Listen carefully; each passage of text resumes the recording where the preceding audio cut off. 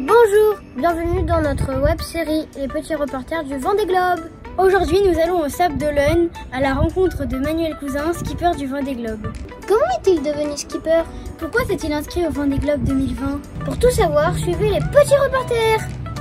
Combien as-tu de sponsors?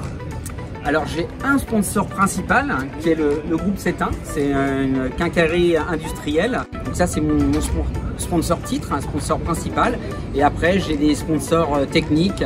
Pour quelle raison veux-tu faire le Vendée Globe? C'est une course magnifique, c'est la plus grande course au large qui existe au monde. Et en plus elle part de chez nous, de la maison, parce que je suis vendéen, j'habite à Olonne-sur-Mer, à 2 km d'ici.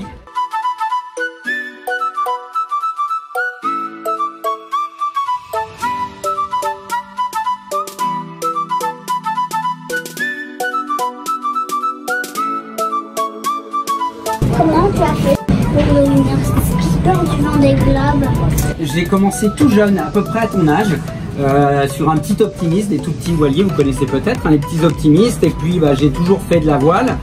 Donc skipper, alors skipper de petits bateaux, je le suis depuis longtemps. Mais en fait skipper professionnel, c'est-à-dire que je le fais pour gagner ma vie depuis 2017. Donc il y a 3 ans de ça maintenant. Comment fais-tu pour te repérer avec une boussole?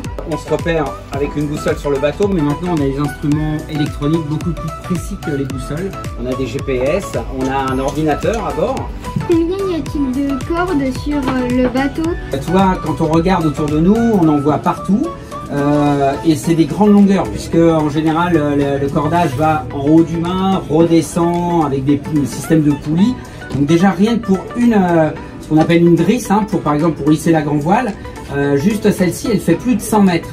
Donc il y en a énormément sur le bateau. Je pense que j'ai jamais compté exactement, mais il y a à mon avis plus de 1000 mètres de cordage sur le bateau dont on se sert tout le temps. Combien mesure ta voile? La grand voile qui est en fait la voile triangulaire qui est sur l'arrière du bateau. La mienne mesure pratiquement 200 mètres carrés. Donc c'est, pour te donner une idée, c'est pratiquement la grandeur d'un terrain de tennis. Ça c'est que la grand voile. Et après on a d'autres voiles, et la plus grande voile que l'on met à l'avant, ça s'appelle le spi. Et le spi, sur un bateau comme ça, sur le nôtre en tout cas, il fait 450 mètres carrés. Il n'y a pas de télé dans les bateaux. Il n'y a pas de télé dans les bateaux. Notre télé c'est ça, il faut juste regarder où est notre bateau et c'est tout. Vous pouvez pas regarder les informations là? Non, on va pas regarder les informations. Je suis comme à la maison ou comme à mon bureau. Moi, je peux travailler ici, je peux écrire un petit mail. Si un jour vous m'envoyez un petit message d'encouragement, allez Manu, on est derrière toi et tout ça, tac, je vais recevoir le message. Je pourrais vous répondre avec un clavier. Ça, c'est comme à la maison. Comment tu t'entraînes pour le Vendée Globe? On essaye de faire plein de musculation. Donc cet hiver, j'ai fait beaucoup de musculation. Il faut être fort physiquement sur ces bateaux-là pour faire le tour du monde, mais il faut aussi avoir une force mentale, il faut être fort dans sa tête. Et après, le plus gros de l'entraînement, c'est aller naviguer. On va naviguer le plus possible pour pouvoir faire des manœuvres. Pourquoi t'es-tu installé au Sable d'Olonne? Je viens au sable depuis que je suis tout jeune. J'adore les sables parce que je venais en vacances dès tout petit comme vous avec mes parents. Donc je connais les sables depuis longtemps et finalement je rêvais depuis tout jeune de venir m'installer ici. Qu'est-ce que tu aimes le plus en Vendée? J'adore le soleil, donc peut-être que c'est ça que j'aime le plus en Vendée.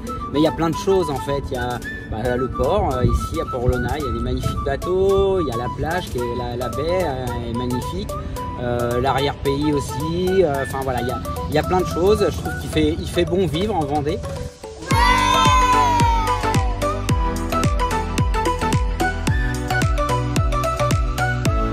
Merci de nous avoir suivis. Rendez-vous le mois prochain pour un nouvel épisode des Petits Reporters à la rencontre de Fabrice Amédéo.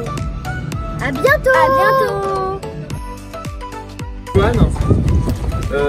Attends. Non, c'est pas Capucine, c'est toi Capucine. Oui. Capucine, Louise, Joséphine bien sûr, et Romy.